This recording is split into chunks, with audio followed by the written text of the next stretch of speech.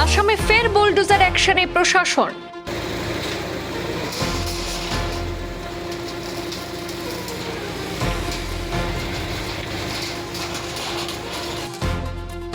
রেলের জমিতে গড়ে ওঠা শতাধিক ঝুপড়িতে চলল বুলডোজার।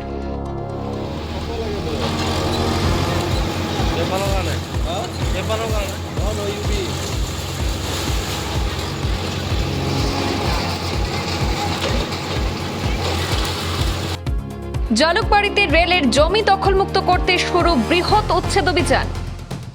প্রায় 2 শতাধিক অবৈধ ঘর উচ্ছেদ করেছে রেল বিভাগ। পুলিশ, সিআরপিএফ এবং আরপিএফ এর কড়া নিরাপত্তায় চলল উচ্ছেদ। অভিযানে ব্যাপক চাঞ্চল্যের সৃষ্টি হয়েছে গোটা এলাকা জুড়ে। অবৈধ দখলদারদের বিরুদ্ধে ফের বড়সড় অভিযানে নামল রাজ্য সরকার। শনিবার সকাল থেকেই মুখ্যমন্ত্রী ডক্টর হিমন্ত বিশ্ব শর্মার বিধানসভা কেন্দ্র জালুকবাড়িতেই রেল বিভাগের বিস্তীর্ণ জমিতে শুরু হয়েছে ব্যাপক উচ্ছেদ অভিযান। রেল বিভাগ, জেলা প্রশাসন এবং নিরাপত্তা বাহিনীর যৌথ উদ্যোগে পরিচালিত হয় এই অভিযান এবং ব্যাপক চাঞ্চল্যের সৃষ্টি হয় গোটা এলাকায়।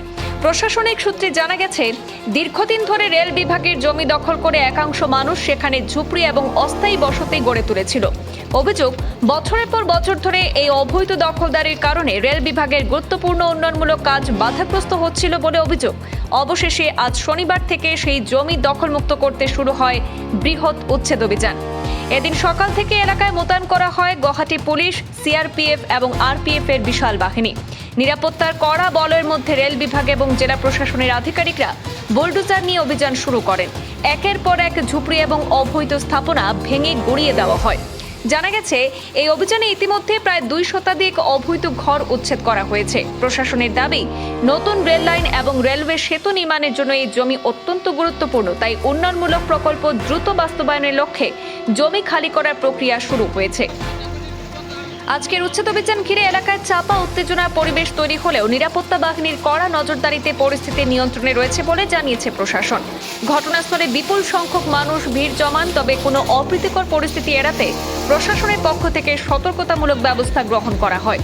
প্রশাসনিক সূত্রে আরও জানা গেছে, আজ সন্ধ্যা পর্যন্ত এই উচ্ছেদ অভিযান চলে। পাশাপাশি আগামী দিনেও অবৈধ দখলদারির বিরুদ্ধে আরও কড়া পদক্ষেপ নেওয়া হতে পারে বলে ইঙ্গিত মিলেছে।